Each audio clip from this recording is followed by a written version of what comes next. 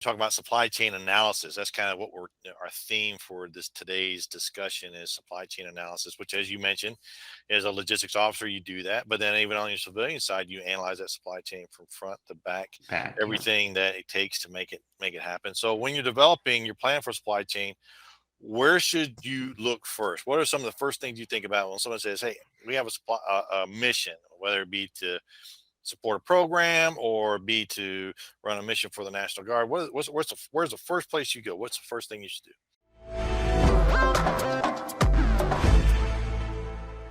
Well, the first thing you should do is definitely check your strategic objectives, or what are the strategic goals of your organization or your unit, or whatever organization you're involved in. That's definitely the most important critical piece, because it aligns everybody's actions to the common goal of your company or organization, right? You don't want to have one person rowing this way. If you're in a boat, you got one person rowing one way, one person rowing another way, and you're just spinning around in circles, right? I think that's a really good analogy for how to start, because you guys need to know what the general direction, right? What is your North Star? What is your guiding star? And what can you do to help essentially, right, roll that direction that everyone else is. So you don't want to waste people's time. You don't want to waste efficiencies or actions doing something that you really don't need to be doing. So, So that. if someone's looking for a job in supply chain, they're going for an interview or they're applying for a job, is this like a critical thing that you look for in a candidate or someone that you're talking to, that they understand what your mission is? Is that something you look Absolutely. for? Definitely.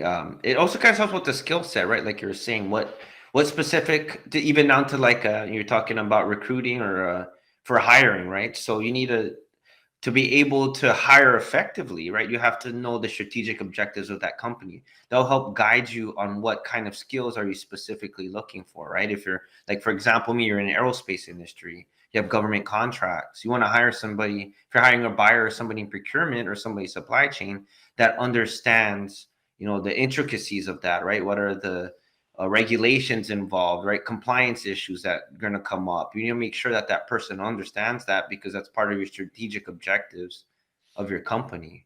And how does that relate to military experience? What's the common thread that brings those two things together? Oh yeah, definitely.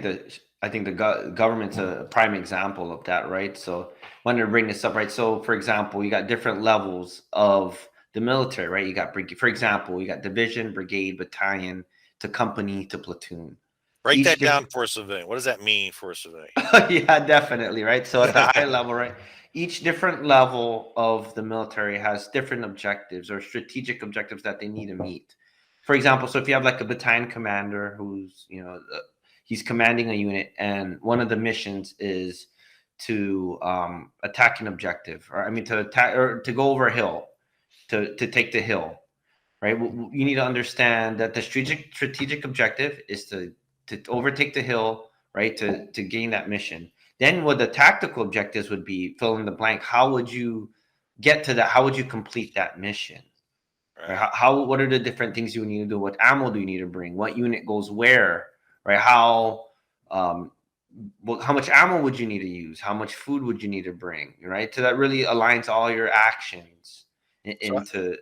with a civilian, what's a civilian equivalent to a battalion commander? I would say about like a site manager or general Site manager. manager, Yeah, general general manager. manager is a really good example. A company commander would be like maybe materials manager at that level, right? The first line supervisor manager would be a company commander. And that would be, you see on your civilian experience, a similar type of analysis, that if I'm a material manager for a specific commodity, I have to do that kind of strategic analysis. Yes, and it's really important for, especially for a manager, to understand what the strategic objectives are, right? I remember looking at a study earlier that only 33% of companies really understand that. The managers really truly understand the difference between a strategic object, what the strategic objective is, and for at that level, especially, that's really important, because then you have direct reports, and you have other people that you're guiding, right? That especially down at the tactical level, right? And we'll go more into detail about that. But in order to guide your tactical objectives or your tactical actions, you need to be able to truly understand your strategic objectives.